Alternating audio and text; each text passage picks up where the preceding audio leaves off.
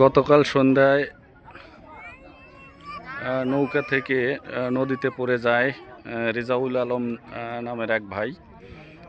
সে আতোয়ার রহমানের ছেলে, হরিপুর খেয়াঘাটের পাশেই বাড়ি, উজান বোচাগাড়ি গ্রামেরই।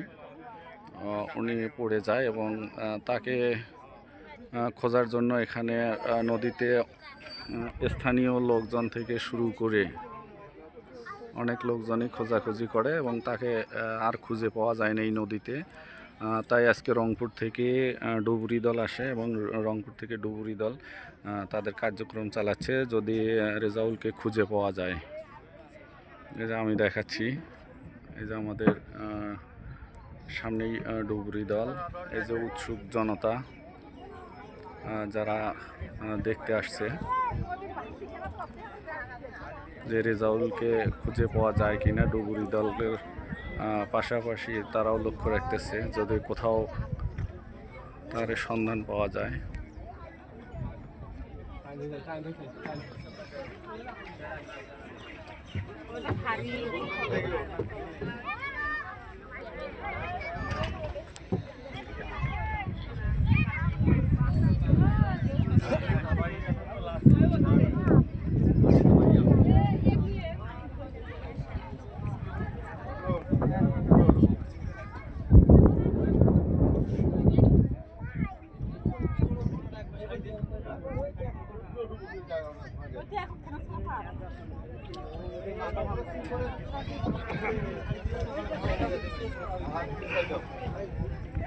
এই যে আমার এক ডুবুরি ভাই,